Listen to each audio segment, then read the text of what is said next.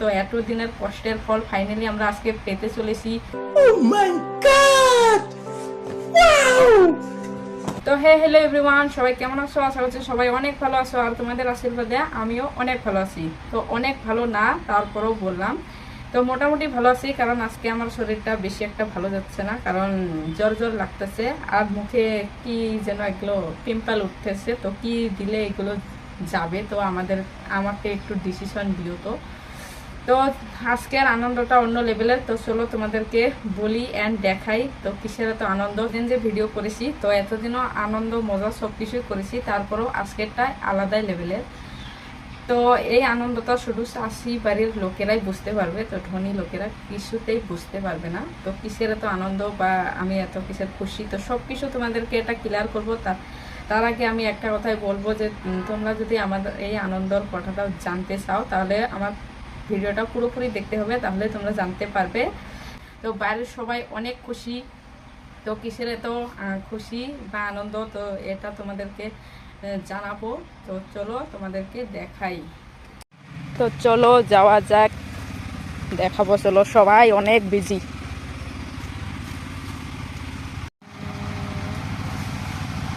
তো চলো দেখাচ্ছি। তো গাইস, তোমরা হয়তো একটা মেশিনের শব্দ পাচ্ছ, তো এই শব্দটাই হচ্ছে কষ্টের কারণ, এই আনন্দর কারণ। তো ভুল বললাম।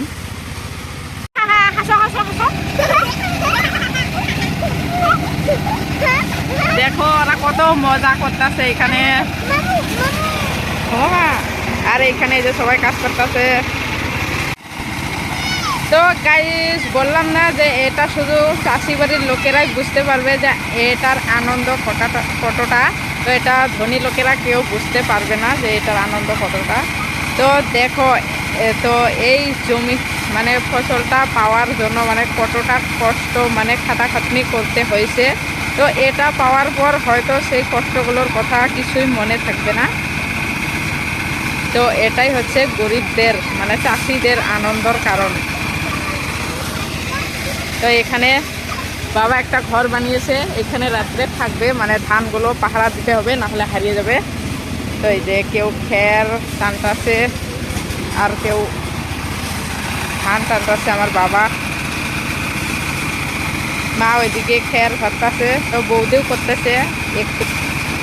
তো এই কষ্টটা শুধু তারাই বুঝবে যাদের বাড়িতে এইগুলো কাজ হয়। তো গাইস, চাষি বাড়ির লোকের মানে খুশির এটা খুশির কারণ এটা ছাড়া আর কিছুই হতে পারে না, তো আমার জানা মতে। তো তোমরা দেখবে যখন মানে এই ফসলটা মানে পাওয়ার জন্য মানে মানে প্রথম থেকে মানে কত কিছু যে করতে হয়, তো সেটা তোমরা যাদের বাড়িতে এসব নেই তোমরা হয়তো জানো না। তো যেমন ধরো যে এই ফসলটা পাওয়ার জন্য মানে প্রথমে তোমাকে জ্বালা ফেলতে হবে, তারপর এই জ্বালাটা তুলতে হবে, তারপর আবার লাগাতে হবে, তারপর এই যে সার টার এসব দিতে হবে, মানে কতটা যে খাটাখাটনি করা হয়। তো সেটা মানে চাষিবাড়ির লোকেরাই জানে। তারপর আবার মানে যখন ধান হয়, তারপরে যে পেকে যাওয়ার পর মানে ধান কাটা হয়, তারপরে যে কাটার পরে যে নাড়া দেওয়া হয়। তো এখন হয়তো কষ্টটা একটু কম হয়েছে। তো মানে যেহেতু এখন মেশিন হয়েছে, তো আগে যেহেতু মেশিন ছিল না, তো তখন তো গরু দিয়েই মানে মারা দিতে হয়েছে। তো এখন কষ্টটা একটু কম হয়েছে। তো এসব কোনো কষ্টই হয় না যখন মানে ফসলটা পাওয়া যায়। আর যখন মানে ফসলটা পাওয়া যায় না, তখন যে কতটা কষ্ট হয় শুধু তারাই বোঝে, এটা যাদের বাড়িতে আছে। তো যাদের বাড়িতে নেই তারা এটা বুঝবে না। তো তোমরা কেউ বাজে কমেন্ট করবে না এটাতে। তো সেই জন্য বললাম এটা শুধু চাষি বাড়ির লোকেরাই বুঝবে। তো আমাদের বাড়িতে তো আছে, তো তোমাদের বাড়িতে কার কার বাড়িতে এসব আছে, তো আমাকে একটু কমেন্টে জানিয়ে দিও।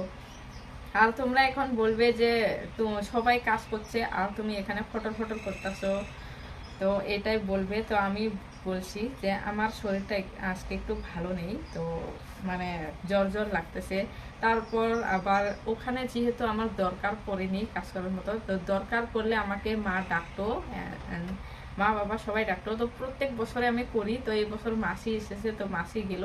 তো তো সেই জন্য আমারও একটু শরীরটা খারাপ, তো সেই জন্য আমাকে ডাকেনি। তো ডাকলে হয়তো গেতাম, আর ওটা মারার দিতে দিতে সন্ধ্যায় লেগে যাবে। তো বাড়িতে তো অনেক কাজ থাকে, তাই না? তো বাড়িতে আমি ঘর টর এগুলো ঝাড়ু দিলাম, তো উঠান টুঠান এগুলো ঝাড়ু দিলাম, কাপড় এগুলো গোছালাম। তো সেই জন্য আমাকেও মানে ডাকেনি ওরা, যেহেতু আমি বাড়িতে এইসব করছি। তো আমি একটু দেখালাম তোমাদেরকে এটা, যে কতটা কষ্ট করার পর একটু ফসল পায়।